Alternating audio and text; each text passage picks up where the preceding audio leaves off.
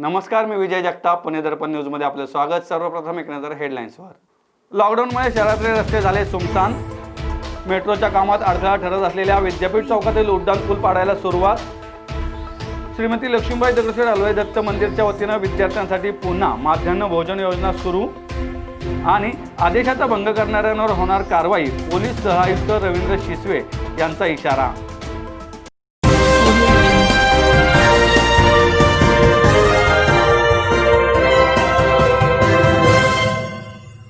महाराष्ट्रातील प्रसिद्ध वक्ते प्राध्यापक मिलिंद जोशी यांच्या व्याख्यान प्रवासाच्या रौप्य महोत्सवानिमित्त साहित्यिकांच्या जीवन प्रवासावरील विशेष व्याख्यानमाला कथा त्यांच्या सर्जनाची दिनांक 15 ते 21 जुलै 2020 दरम्यान दररोज रात्री 8 वाजता पुणे दर्पण न्यूज चॅनलच्या यूट्यूब, फेसबुक आणि वेबसाईटवरून थेट प्रक्षेपण. प्रायोजक वैद्य खासगीवाले, जीवामृत आयुर्वेद व पंचकर्म चिकित्सालय पुणे.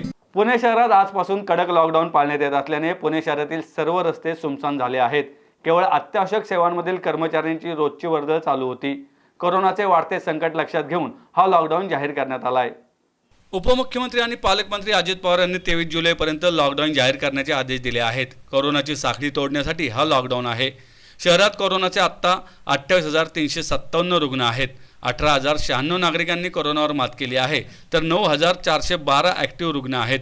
849 नागरिकांना या विषाणूमुळे आपल्या प्राणास मुकावे लागले आहे. लॉकडाऊनच्या काळात जास्तीत जास्त कोरोना टेस्ट करून वैद्यकीय सुविधा आणखी सक्षम करण्यात येणार आहेत. लॉकडाऊनचे पालन व्हावे यासाठी पोलिसांचा जागोजागी तगडा बंदोबस्त आहे. नियम मोडणाऱ्यांवर कडक कारवाई करण्यात येत आहे. अत्यावश्यक सेवा वगळता इतर नागरिकांना बाहेर पडण्यास सक्त मनाई आहे. जागोजागी पोलिसांनी चौकशी सुरू केली आहे. विनाकारण बाहेर पडणाऱ्या नागरिकांचे दुचाकी, चारचाकी वाहन जप्त करण्याचा इशाराही देण्यात आला आहे.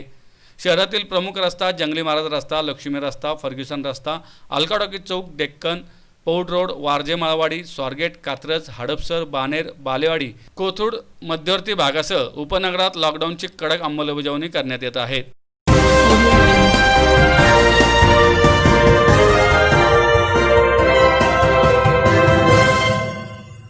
महाराष्ट्रातील प्रसिद्ध वक्ते प्राध्यापक मिलिंद जोशी यांच्या व्याख्यान प्रवासाच्या रौप्य महोत्सवानिमित्त साहित्यिकांच्या जीवन प्रवासावरील विशेष व्याख्यानमाला कथा त्यांच्या सर्जनाची दिनांक 15 ते 21 जुलै 2020 दरम्यान दररोज रात्री 8 वाजता पुणे दर्पण न्यूज चॅनलच्या यूट्यूब, फेसबुक आणि वेबसाईटवरून थेट प्रक्षेपण. प्रायोजक वैद्य खासगीवाले, जीवामृत आयुर्वेद व पंचकर्म चिकित्सालय पुणे. मेट्रोच्या कामात अडथळा ठरत असलेल्या विद्यापीठ चौक आणि ई स्क्वेअर येथील उड्डाण पूल पाडण्याच्या कामाला आजपासून सुरुवात झाली. 3 टप्प्यात हा पूल पाडण्यात येणार आहे. पुणे शहरात महापालिका आयुक्त विक्रम कुमार यांनी 10 दिवसांचा कडक लॉकडाऊन जाहीर केला आहे. या कालावधीत हा उड्डाण पूल पाडण्यात येणार आहे. या काळात विद्यापीठ रस्त्यावरील वाहतूक वळवण्यात येणार आहे. विद्यापीठाने त्यासाठी रस्ता उपलब्ध करून दिला आहे. पुणे महापालिकेतर्फे अटी आणि शर्तींसह उड्डाण पूल पाडायला परवानगी दिली आहे. नवा पूल उभारताना महापालिका काहीही खर्च देणार नाही. पूल पाडल्यावर निर्माण होणारा राडारोडा PMRDAला उचलावा लागणार आहे. विक्रम कुमार आधी या विभागाचे आयुक्त होते. त्यांना या कामाचा अधिक अनुभव आहे. पुण्यात आता 3 मेट्रो मार्गिका होणार आहेत. आधीच महामेट्रोतर्फे वनाज ते रामवाडी आणि पिंपरी ते स्वारगेट या मेट्रो मार्गाचे काम सुरू आहे. आता PMRDAतर्फे शिवाजीनगर ते हिंजवडी मेट्रो मार्गाचे काम लवकरच सुरू करण्यात येणार आहे. त्यासाठी लॉकडाऊनच्या काळात हा उड्डाण पूल पाडायला सुरुवात केली आहे. उपमुख्यमंत्री तथा पुण्याचे पालकमंत्री अजित पवार यांनी तातडीने हा उड्डाण पूल पाडण्याचे आदेश दिले होते. हिंजवडी ते शिवाजीनगर दरम्यान मेट्रो प्रकल्पाचे काम PMRDAने हाती घेतले आहे. गणेश खिंड रस्त्यावरून ही मेट्रो जाणार आहे. त्यासाठी या रस्त्यावरील पुणे विद्यापीठ आणि ई स्क्वेअर चौकातील उड्डाण पूल अडथळा ठरत आहेत. त्यामुळे हे दोन्ही पूल पाडण्याचे नियोजन PMRDAकडून करण्यात आले आहे. त्यास राज्य सरकारने परवानगी दिली आहे. तर हे पूल महापालिकेच्या मालकीचे असल्याने ते पाडण्यासंदर्भात 2 दिवसापूर्वीच महापालिकेकडून PMRDAला NOC देण्यात आली आहे. दरम्यान काल रात्री महापालिका, वाहतूक पोलीस आणि PMRDAचे अधिकारी यांनी संयुक्तिकपणे विद्यापीठाची पाहणी केली. त्यावेळी मंगळवारपासून पूल पाडण्यास सुरुवात करण्याचा निर्णय घेण्यात आला. त्यानुसार आज सकाळपासून पूल पाडण्याच्या कामाला सुरुवात झाली. एकावेळी संपूर्ण पूल न पाडता 3 टप्प्यात ते पाडण्याचे नियोजन करण्यात आले आहे. सर्वात कमी वाहतूक असलेल्या चतुशृंगी येथील 2ऱ्या टप्प्यात बानेरकडे जाणारा आणि 3ऱ्या टप्प्यात औंधकडे जाणारा पूल पाडण्याचे नियोजन करण्यात आले असल्याचे PMRDAकडून यावेळी सांगण्यात आले. पूल पाडताना वाहतुकीचा अडथळा ठरू नये यासाठी नियोजन करण्यात आले आहे. गणेश खिंड रस्त्यावर वाहतूक सुरळीत ठेवण्यासाठी 4 पर्यायी रस्त्यांचा विचार करण्यात आला आहे. त्याची देखील यावेळी पाहणी करण्यात आली. त्याच्यासाठी आपण हा ब्रिज आता पाडतोय आणि याच्यामध्ये आपण ब्रिज आणि मेट्रो असं इंटिग्रेटेड स्ट्रक्चर इथं येईल आणि त्याचं डिझाईन करण्याचं काम आता प्रगतीपथावर आहे. हे करण्यामुळं भविष्यातली जी काही ट्रॅफिक आहे त्याला खूप मोठ्या आपल्याला मदत मिळू शकेल. आज एक पाडण्याचं काम सुरू केलं तर पहिल्यांदा पाषाणचा जो काही लेग आहे, पाषाणला जाणारा जो भाग आहे तो आपण आज उद्या पाडू आणि मग ज्या पद्धतीनं आपल्याला नियोजन करायचं त्या पद्धतीनं उर्वरित भाग पण पाडू. मॅक्सिमम जे काम आहे ते लॉकडाऊन पिरियडमध्ये पूर्ण करण्याचा आमचा विचार आहे आणि त्यासाठी कमीत कमी लोकांना त्रास व्हावा, ट्रॅफिकमध्ये कमीत कमी प्रॉब्लेम यावेत म्हणून त्याचं ऑलरेडी नियोजन पोलीस विभागाच्या सहकार्यानं केलेलं आहे आणि त्याच्यामध्ये विविध यंत्रणांचा सहभाग. थँक्यू. लोकांना कमीत कमी त्रास होईल अशा पद्धतीचं नियोजन केलेलं आहे. त्यामुळं पहिल्यांदा आपण हा बाणेर लेक काढतोय, ज्याच्यामुळं SP रोड आणि शिवाजीनगरकडून येणारं जे ट्रॅफिक आहे त्याला अडथळा होणार नाही, जास्तीत जास्त स्पेस मिळेल. आणि आम्ही PMRDAला विनंती पण केली की त्यांनी हे सगळं काम लॉकडाऊनच्या काळातच करावं, जेणेकरून लोकांना त्रास होणार नाही. केलेलं आहे. विद्यापीठामधून काही वाहनं वळवणार आहेत आवश्यकता भासली तर, परंतु सध्या लॉकडाऊन असल्यामुळं तशी काही वेळ येईल असं मला वाटत नाही.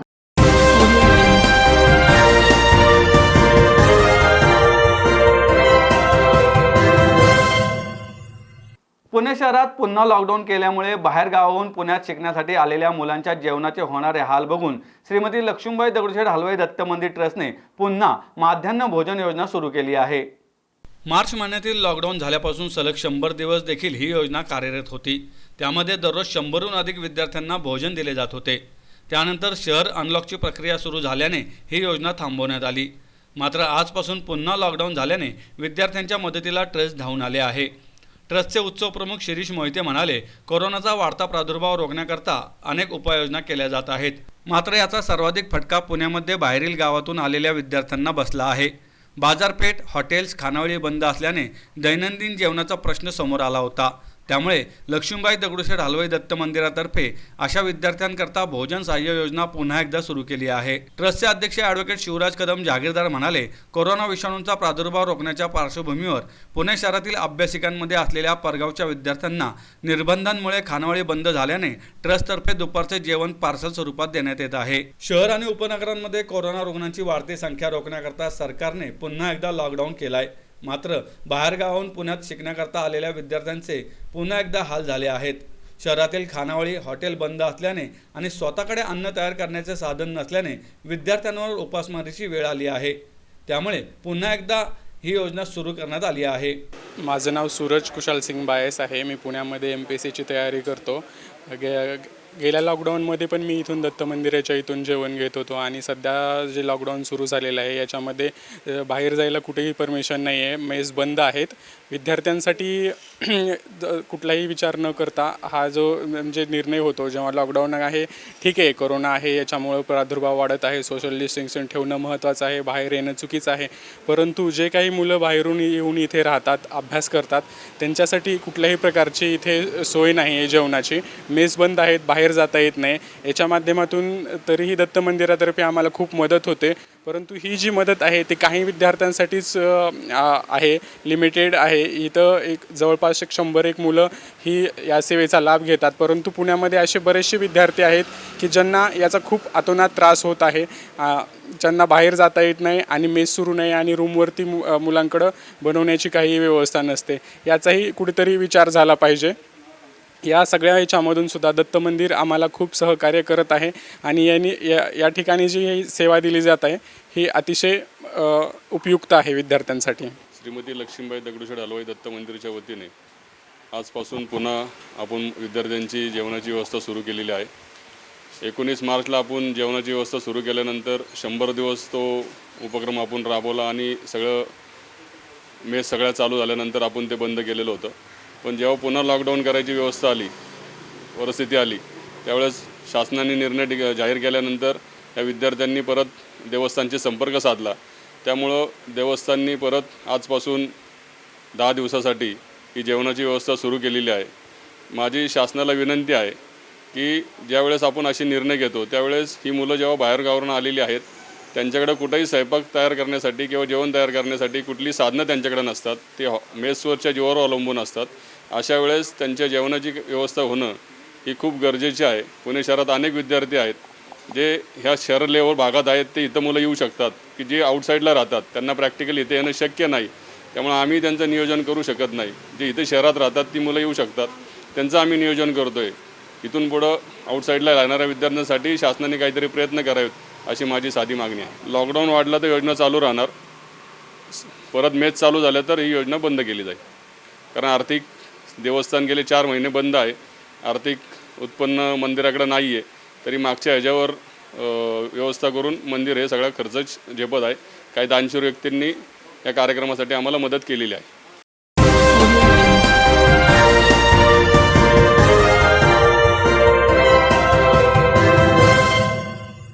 महाराष्ट्रातील प्रसिद्ध वक्ते प्राध्यापक मिलिंद जोशी यांच्या व्याख्यान प्रवासाच्या रौप्य महोत्सवानिमित्त साहित्यिकांच्या जीवन प्रवासावरील विशेष व्याख्यानमाला कथा त्यांच्या सर्जनाची दिनांक 15 ते 21 जुलै 2020 दरम्यान दररोज रात्री 8 वाजता पुणे दर्पण न्यूज चॅनलच्या यूट्यूब, फेसबुक आणि वेबसाईटवरून थेट प्रक्षेपण. प्रायोजक वैद्य खासगीवाले, जीवामृत आयुर्वेद व पंचकर्म चिकित्सालय पुणे.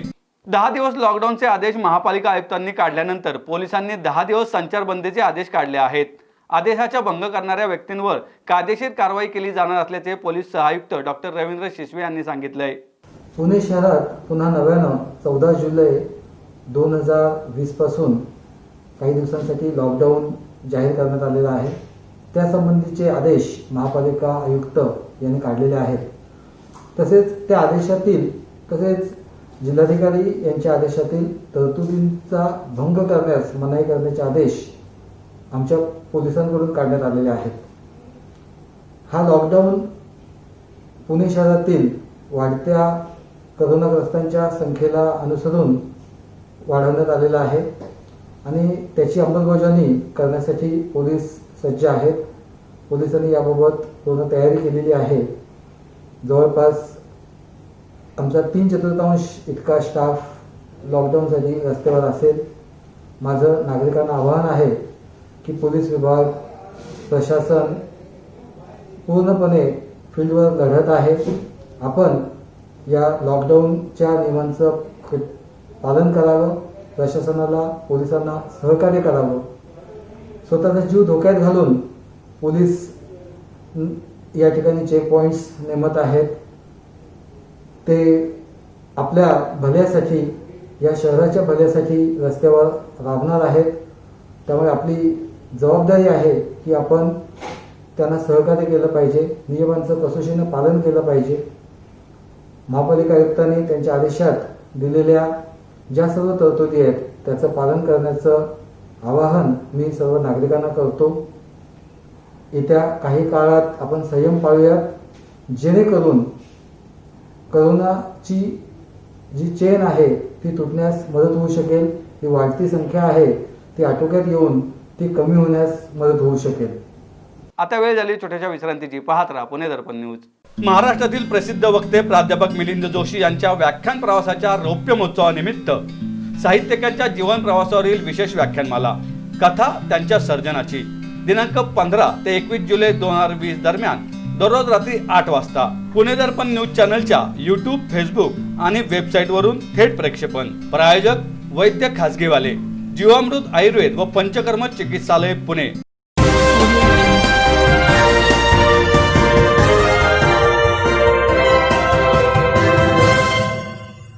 महाराष्ट्रातील प्रसिद्ध वक्ते प्राध्यापक मिलिंद जोशी यांच्या व्याख्यान प्रवासाच्या रौप्य महोत्सवानिमित्त साहित्यिकांच्या जीवन प्रवासावरील विशेष व्याख्यानमाला कथा त्यांच्या सर्जनाची दिनांक 15 ते 21 जुलै 2020 दरम्यान दररोज रात्री 8 वाजता पुणे दर्पण न्यूज चॅनलच्या यूट्यूब, फेसबुक आणि वेबसाईटवरून थेट प्रक्षेपण. प्रायोजक वैद्य खासगीवाले, जीवामृत आयुर्वेद व पंचकर्म चिकित्सालय पुणे. महाराष्ट्रातील सुप्रसिद्ध रांका ज्वेलर्सने नाविन्यता व कलाकुसरीचा एक अद्वितीय नजराना देशापुढे सादर केला आहे. सध्याच्या काळात अत्यंत महत्त्वपूर्ण असलेल्या N95 मास्कची सुवर्ण कलाकृती रांका ज्वेलर्सने घडवली आहे. या कलाकृतीचे वैशिष्ट्य म्हणजे आत्ता तुम्ही हा मास्क म्हणून वापरू शकता आणि नंतर नेकलेस म्हणूनही परिधान करू शकता. 22 कॅरेट सोन्यामध्ये घडवण्यात आलेल्या या नेकलेस कम गोल्डन मास्कचे वजन अवघे 124.5 ग्रॅम असून रांका ज्वेलर्सच्या एका प्रतिष्ठित ग्राहकाला हा मास्क नुकताच सुपूर्द करण्यात आलाय। या अतुलनीय सुवर्ण निर्मितीबद्दल सांगताना श्लोक रांका यांनी सांगितलं की रांका ज्वेलर्समध्ये आम्ही कायमच नाविन्यता आणि ग्राहकांचे समाधान यावर विशेष भर देतो। प्रत्येक काळात सर्वोत्कृष्ट गुणवत्ता, कल्पक डिझाईन आणि ग्राहकांच्या आनंदाला आमच्याकडे प्राधान्य असते। त्यामुळेच विशेष अपेक्षा घेऊनच ग्राहक आमच्याकडे येतात आणि आम्ही त्यांची 100% अपेक्षापूर्ती करतो।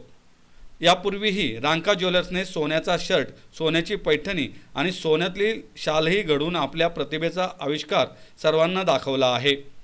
पुण्यातल्या मानाच्या गणपती बाप्पांसाठीही चांदीचे सुबक सिंहासन घडवून भक्तांना आनंदित केले आहे।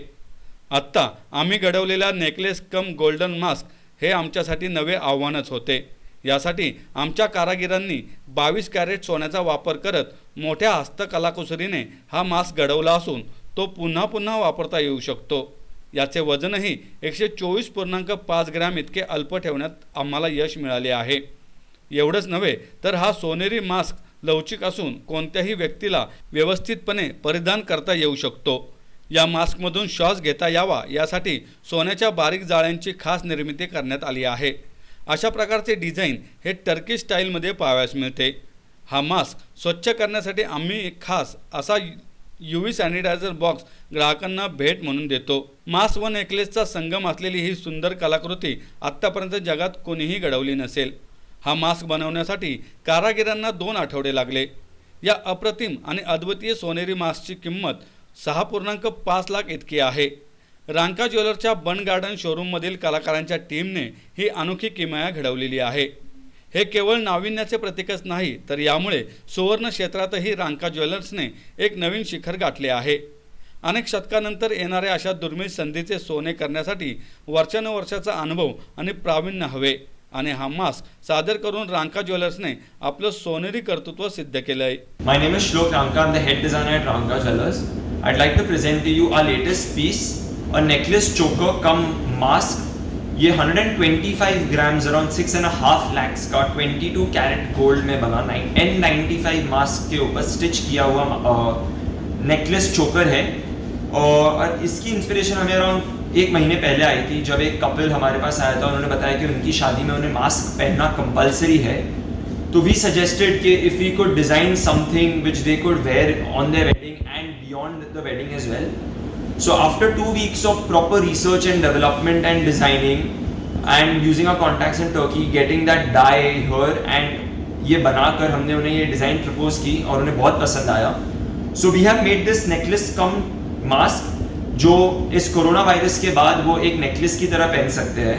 हमने ईच एंड इंडिविजुअल डिज़ाइन का जो पीस है वो एक N95 मास्क के ऊपर स्टिच किया है।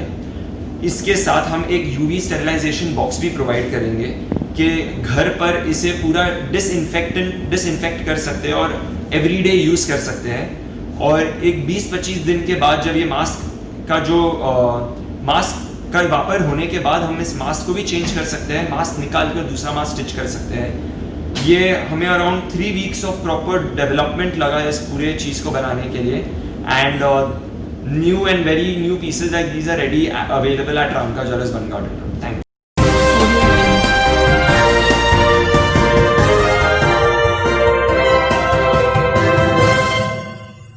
महाराष्ट्रातील प्रसिद्ध वक्ते प्राध्यापक मिलिंद जोशी यांच्या व्याख्यान प्रवासाच्या रौप्य महोत्सवानिमित्त साहित्यिकांच्या जीवन प्रवासावरील विशेष व्याख्यानमाला कथा त्यांच्या सर्जनाची दिनांक 15 ते 21 जुलै 2020 दरम्यान दररोज रात्री 8 वाजता पुणे दर्पण न्यूज चॅनलच्या YouTube, फेसबुक आणि वेबसाईटवरून थेट प्रक्षेपण। प्रायोजक वैद्य खासगीवाले, जीवामृत आयुर्वेद व पंचकर्म चिकित्सालय पुणे। अत्यावश्यक त्या सर्व उपाययोजना राबवून हवेली तालुक्यातील कोरोनाचा रुग्णदर कमी करूयात असे आवाहन जिल्हाधिकारी नवल किशोर राम यांनी केले आहे।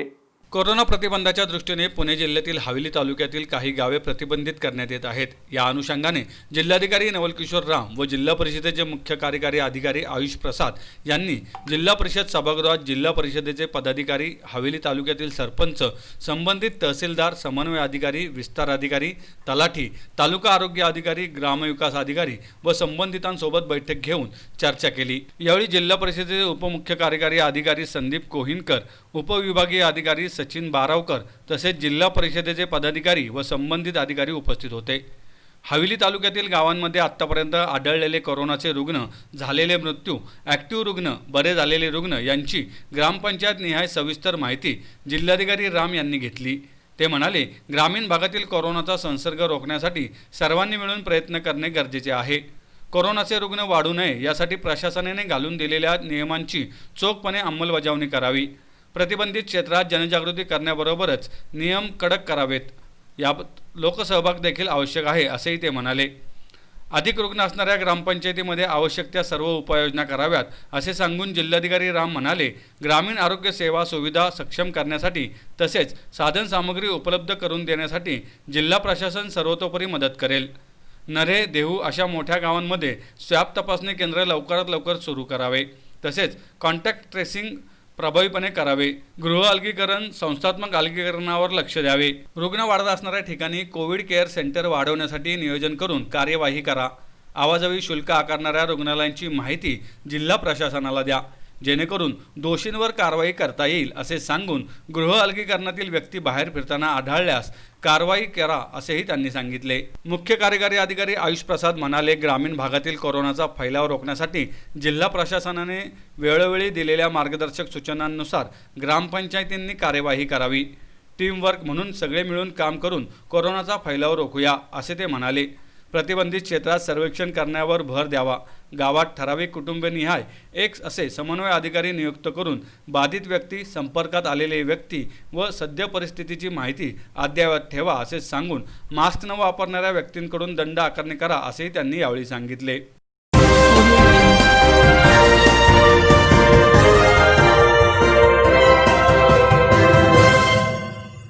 महाराष्ट्रातील प्रसिद्ध वक्ते प्राध्यापक मिलिंद जोशी यांच्या व्याख्यान प्रवासाच्या रौप्य महोत्सवानिमित्त साहित्यिकांच्या जीवन प्रवासावरील विशेष व्याख्यानमाला कथा त्यांच्या सर्जनाची दिनांक 15 ते 21 जुलै 2020 दरम्यान दररोज रात्री 8 वाजता पुणे दर्पण न्यूज चॅनलच्या यूट्यूब, फेसबुक आणि वेबसाईटवरून थेट प्रक्षेपण। प्रायोजक वैद्य खासगीवाले, जीवामृत आयुर्वेद व पंचकर्म चिकित्सालय पुणे। अभियांत्रिकीचे शिक्षण घेतलेल्या आनंद मेश्राम यांनी मेक इन इंडियाच्या धर्तीवर भाजीपाल्यासह इतर गरजेच्या वस्तूंचे निर्जंतुकीकरण करणाऱ्या यंत्राची निर्मिती केली आहे। पुण्यातील अभियांत्रिकीचे शिक्षण घेतलेल्या आनंद मेश्राम यांनी अतिनील किरणांवर आधारित विकसित केलेले गो कोरोना आणि गो कोरोना कॅबिनेट या यंत्रामुळे बाहेरून आणलेल्या भाजीपालापासून ते सर्व गोष्टींच्या निर्जंतुकीकरणाचा प्रश्न चुटकीसरशी सुटणार आहे। पेशाने अभियंता असलेल्या आनंद मेश्राम यांना अतिनील किरणे सूक्ष्मजीवांच्या DNAत बिघाड करतात हे माहीत होतं। गेले अनेक वर्ष ऑपरेशन थिएटर बरोबरच अनेक ठिकाणी निर्जंतुकीकरणासाठी या किरणांचा वापर केला जातो। याचाच आधार घेत मेश्राम यांनी निर्जंतुकीकरण यंत्र विकसित केले। हे संपूर्ण यंत्र मेक इन इंडियाच्या धर्तीवर तयार करण्यात आले। या मशीनमधील अतिनील किरणांचा होणारा मारा किती ताकदीने केला जातो याला प्रमाणित करण्याकरता केंद्र सरकारच्या ARAI मधील फोटोमेट्री लॅबकडे मंजुरी करता दिलेले आहे। हे जे यंत्र आहे हे आपण सूर्याची अतिनील किरण जे आहेत ते आपण आर्टिफिशियली क्रिएट केलेली आहेत आणि याचा आपण वापर करतो कोरोना व्हायरसला मारण्यासाठी। कोरोना व्हायरस सोबत असणारे बाकीचे सगळे जे काही व्हायरस आहेत ते पण याच्यामधून मारतात। याची जी किंमत आहे ही सामान्य लोकांच्या आवाक्यामध्ये आहे। याच्यामध्ये आपण जो बँड बनवलेला आहे तो साधारणतः 7 ते 8 हजार रुपये किमतीमध्ये येतो। जो कॅबिनेट आहे आपला हा 13 ते 15 हजार रुपये किमतीमध्ये आहे। जो रूम सॅनिटायझर आहे 40 ते 50 हजार रुपयाच्या किमतीमध्ये आहे। कोणताही सामान्य माणूस याला वापरू शकेल, आपल्या स्वतःच्या घरामध्ये आणू शकेल आणि याच्यासाठी आम्ही मेक इन इंडियाच्या अंतर्गत श्री मोदी साहेबांच्या आत्मनिर्भर योजनेमधून स्वयंप्रेरित होऊन हे प्रोडक्ट डेव्हलप केलेले आहे। पुन्हा एक नजर हेडलाईन्सवर। लॉकडाऊनमुळे शहरातले रस्ते झाले सुमसान। मेट्रोच्या कामात अडथळा ठरत असलेल्या विद्यापीठ चौकातील उड्डाण पूल पाडायला सुरुवात। श्रीमती लक्ष्मीबाई दगडूशेठ हलवाई दत्त मंदिरच्या वतीनं विद्यार्थ्यांसाठी पुन्हा माध्यान्ह भोजन योजना सुरू आणि आदेशाचा भंग करणाऱ्यांवर होणार कारवाई, पोलीस सहआयुक्त रवींद्र शिसवे यांचा इशारा। याबरोबर आजचं बातमीपत्र संपलं। पाहत राहा पुणे दर्पण न्यूज। नमस्कार।